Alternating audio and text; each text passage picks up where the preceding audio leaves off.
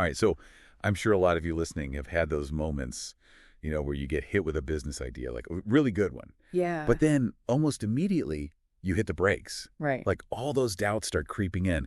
Is this idea even good enough? Where do I even start? Oh, totally. That fear of the unknown can be a real killer. It is. It's like a universal experience for anyone who's ever even thought about Yeah. starting a business.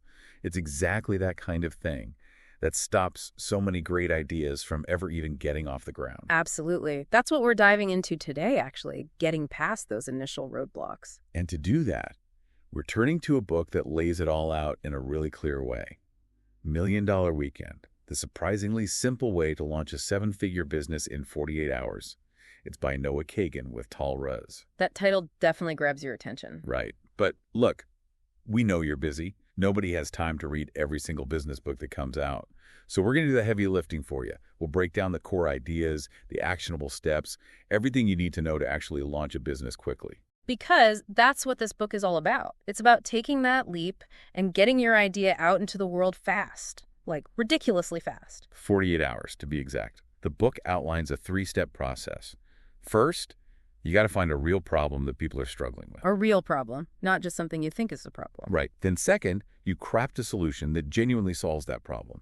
And third, this is the big one, you validate that solution by actually getting people to pre-order or commit to buying before you even build the whole thing. Validation is everything. You don't want to spend months building something nobody wants. Exactly. And throughout the entire book, there's this constant theme of overcoming fear. Fear of starting, fear of asking, fear of rejection. Kagan even talks about how getting fired from Facebook, which sounds pretty awful, was the catalyst that launched his whole entrepreneurial journey. Wow. Sometimes setbacks can be the best thing for us, huh? It's wild, right? Okay, so let's dive into the first part of the book where Kagan talks about finding what he calls creator's courage. I like that. Creator's courage. Sounds empowering. It is.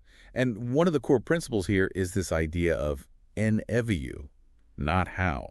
Basically, it means taking action immediately instead of getting stuck in planning mode forever. Ah, yeah. Analysis paralysis, the enemy of progress. Exactly. There's this great story of the book where Kagan's pitching his company, AppSumo, to this ad agency. And instead of the usual, let's schedule a follow-up, he just pushes to get things done right then and there. Yeah. Account access, sharing key info, all that stuff.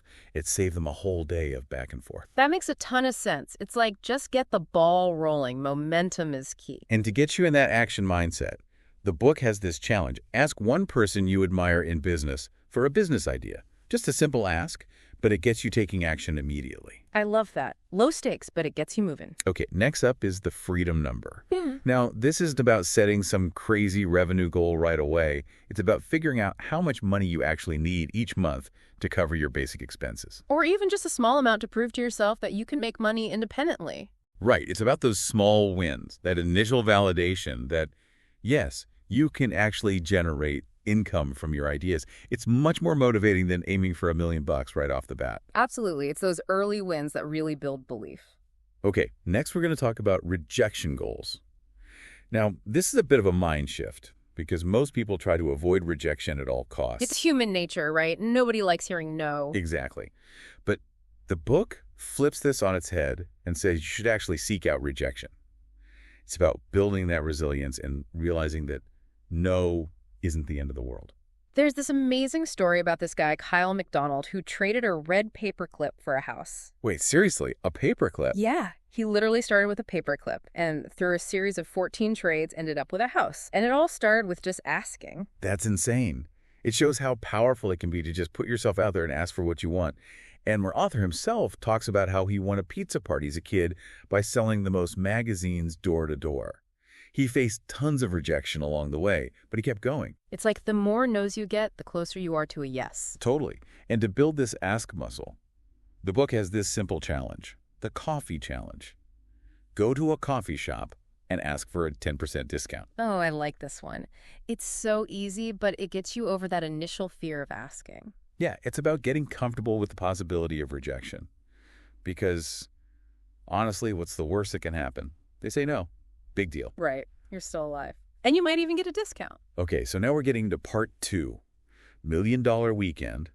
This is where the rubber really meets the road. We're talking about launching your business in 48 hours.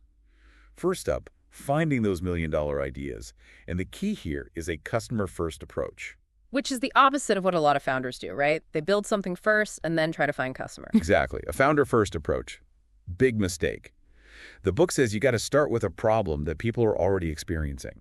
And there are some great examples in the book. There's Michael Osborne, who started a real estate consulting business by solving the problems he saw real estate agents facing. I bet those agents were happy to have someone helping them out. Oh, absolutely. Then there's Jennifer Jones, who started a super successful cookie business just by making cookies that people in her network already loved. Smart. Starting with people you know makes a lot of sense. It does. And Daniel Reifenberger, who turned his Apple Store experience into a tech tutoring service because he saw how many people were struggling with their devices. I bet. That's a problem that's not going away anytime soon. And that's the point. These people identified problems that were already there and then offered solutions. They didn't try to force an idea that nobody needed. So where do you find these problems? Do you just walk around hoping to stumble on one? Well, the book suggests starting with your zone of influence, your personal network, communities you belong to, people you can easily reach out to. Facebook and Microsoft, huge companies, they both started with personal connections. So you're saying we don't need 1 million followers to get started? Not at all. The book even has this challenge. Identify 3 groups of people you have access to and who you genuinely want to help. Those are your potential first customers. I like that. Starting small and focused. Now, beyond your immediate network, you can also look to online marketplaces like Craigslist, Etsy, Facebook Marketplace, eBay. These platforms show you what people are already buying. Right. You can see what's selling and what people are asking for. That's valuable information. And don't forget about search engines. What are people searching for? What are their pain points? You can learn a lot just from looking at search queries. So let's say we've brainstormed some ideas based on real customer problems. How do we know if any of these are actually million-dollar ideas? Good question. That's where the 1-minute business model comes in. This isn't about writing a huge business plan. It's about quickly evaluating the potential of an idea. I'm all about quick and efficient. The book talks about identifying tidal wave markets. These are markets that are growing rapidly, like Facebook or Mint back in the day. To figure out if you're in a tidal wave market, you ask yourself 2 questions. First, is the market growing, shrinking, or staying flat? Growing is good, flat is okay, shrinking is bad news. Second, can you realistically reach $1 million in revenue? You figure that out by multiplying the number of potential customers by the price of your product or service. Seems simple enough. It is. The book uses examples like beard oil and home office setups to show how to gauge market potential, and it contrasts those with an idea like a subscription service for faux broth. Faux broth, that sounds niche. Very niche. Yep. Probably not a huge market for that. So you got to run the numbers, even in a basic way, to see if your idea has the potential to scale. And don't forget the basic equation. Revenue minus cost equals profit. Ah, the fundamentals. Gotta know your numbers. The author even talks about his own experiment with sumo jerky. He thought it was a great idea, but when he crunched the numbers, he realized he'd have to sell a ridiculous amount of jerky to make a decent profit. So he pivoted, changed his approach. Yep, and that's the key. Don't be afraid to adjust your plans based on the data. All right, so you've got your idea, you've run the numbers, and it looks promising. Now it's time for the 48-hour money challenge. This is about validating your idea by actually getting people to pay for it. This is where it gets real. No more hypotheticals. Exactly. The book is very clear. Promises and good intentions don't count. You need actual paying customers to validate your idea. And there are 3 main ways to do this. First, direct pre-selling. You reach out to people directly and ask them to buy your product or service. So like actually pitching your idea and asking for the sale. Yep. Second, you can use online marketplaces. The book gives examples like renting an expensive camera on Craigslist or selling custom disc golf discs on Facebook Marketplace. Quick and easy ways to test demand. Interesting. I never thought about using marketplaces like that. And third, you can set up a simple landing page with a way to accept payments. This shows if people are willing to buy even before you've built the whole thing, like Justin Mayers did with bonebrox.com, which later became Kettle and Fire. That's a pretty well-known company now. And it all started with a landing page. The book actually challenges you to get at least 3 paying customers within 48 hours. That's a good challenge. A real test of whether your idea has legs. Exactly. Yeah. If you can get people to pay, you're onto something. If not, it's back to the drawing board. Better to find out early than waste months on something that won't work. All right, you validated your idea. Now it's time to focus on growth. Part 3. Grow it. Make money while you sleep. This is about building a system that generates income even when you're not actively working. Passive income. The dream. And a big part of that is content creation and audience building. Social media is a great tool for this, but the key is authenticity. You got to be yourself and share your unique perspective. What's your angle? What makes you stand out? Yeah, you can't just blend in with the noise. You got to have something unique to offer. The book mentions platforms like TikTok, LinkedIn, blogging, YouTube. There are examples of people who've built huge audiences on each platform by just being themselves and providing value. So it's not about being on every platform. It's about finding the right platform for your audience. Exactly. And there's this framework called the content circle framework. You start with your core circle, a very specific audience with a specific need. Then you expand to a medium circle with broader interests, and finally a large circle with the widest possible audience that still aligns with your core offering. Makes sense. You start niche and then gradually expand your reach. And the book emphasizes the importance of documenting your journey, sharing your successes, your failures, your process. This builds trust and makes you relatable. It makes you human. People connect with that. Exactly. And to get you started, there's a challenge. Update your bio on your chosen social media platform. Make it clear who you are and what you offer. Love it. Simple, but effective. Okay, now you've got your audience growing. The next step is getting them onto your email list. The book puts it bluntly after email is for profit. Email marketing is still king, huh? It is. The author tells a story about how AppSumo had its first $10,000 day thanks to an email written by his friend, Neville Medhora. It was a super personality-driven email that just resonated with people. I guess people are tired of boring, corporate-sounding emails. Totally.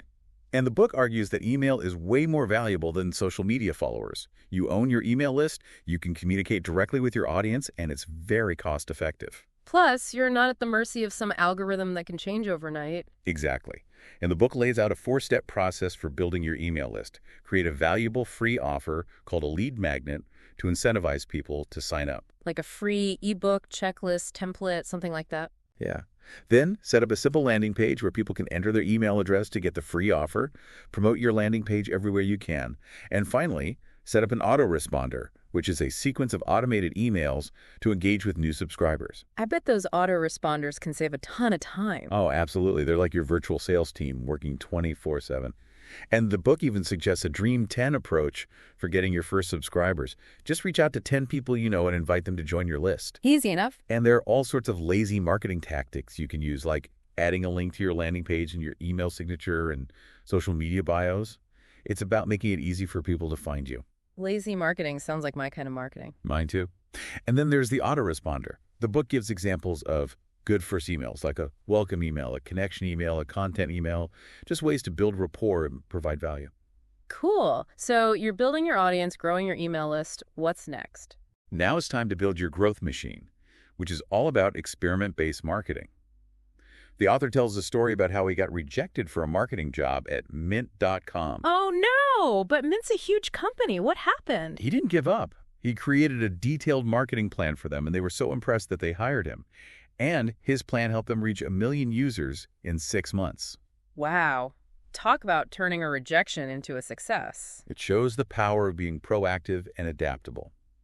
And the book outlines 5 key questions to guide your marketing strategy. 5 key questions. I'm all ears. First, what's your main goal for the year?